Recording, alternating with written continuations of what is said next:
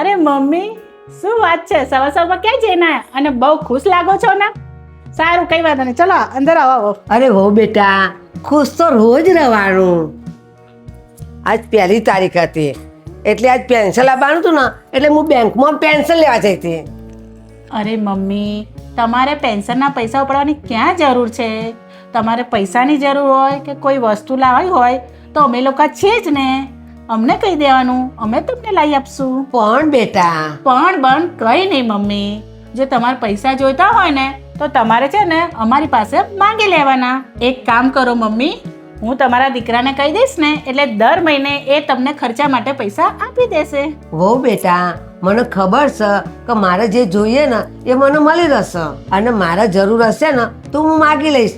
બસ. જો મમ્મી, તમે તમારા સમયમાં તમારા દીકરાઓને સારા ભણાવ્યા અને સારી નોકરીએ પણ લગાડી આપ્યા. હવે તમારું કામ પૂરું થયું. હવે તમારા દીકરાનું અને અમારું કામ છે કે તમને જરૂરી વસ્તુ લઈ આપવી અને તમારી ઈચ્છાઓ પૂરી કરવી. તારી વાત સાચી છે, પણ શું મમ્મી? જો બેટા, તારો મોબાઈલ તૂટી ગયો છે અને બહુ જૂનો થઈ ગયો છે. લે આ મારું પેન્શન અને તું નવો મોબાઈલ લાવી દે. લે, નવો મોબાઈલ લઈ દે. મમ્મી, મેં તમને કહ્યું કે મારે નવો મોબાઈલ જોઈએ છે. જો તારી બેનપણીયા ફાણ કેટલા મોટા મોટા મોબાઈલ છે, એટલે મને એમ થયું કે હું મારી વહુને મારા પેન્શનમાંથી નવો મોબાઈલ લઈ આલું. પણ મમ્મી, જો તારી ઉંમર છે નવા મોબાઈલ લાવવાની અને હરવા ફરવાની, ખબર પડી અને તારો મોબાઈલ તો બેકાર થઈ ગયો છે. અરે મમ્મી, કોને કહ્યું કે મારો આ ફોન બેકાર છે? મારે જે કામ હોય છે એ આ મોબાઈલથી થઈ જાય છે. મારે તો ફક્ત વાત જ કરવાની હોય છે તમારી જોડે, મારી મમ્મી જોડે અને મારી બહેનો જોડે. તો બસ એ તો આ ફોનથી થઈ જાય છે. મારે બીજા કોઈ ફોનની જરૂર નથી. અને હા મમ્મી, જો તમારી જોડે એક્સ્ટ્રા પૈસા હોય ને તો તમે મને આપી દો. હું મારી દીકરી અને તમારી ભાણી છે ને એના એકાઉન્ટમાં મૂકી દઈશ, તો કાલે મોટી થશે ને તો એને કામ લાગશે. જો આમને આમ પૈસા આપણે ઉડાડશું ને તો કાલે છોકરાઓ મોટા થશે તો એમના ભણવા પાછળ આપણે પૈસા ક્યાંથી લાવીશું?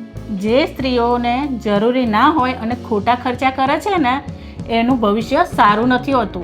પાછળથી એને છે ને બીજા પાસે હાથ ફેલાવવા પડે છે, ભાઈ બાપા કરવા પડે છે અને દેવું કરવું પડે છે.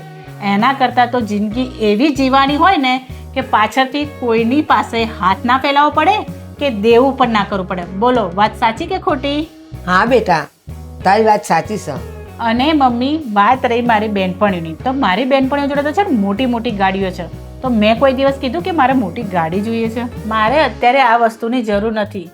અત્યારે તો છે ને છોકરાઓને ભણાવવા પાછળ જ ખર્ચો કરવાનો, ખોટા ખર્ચા કરવાના નહીં.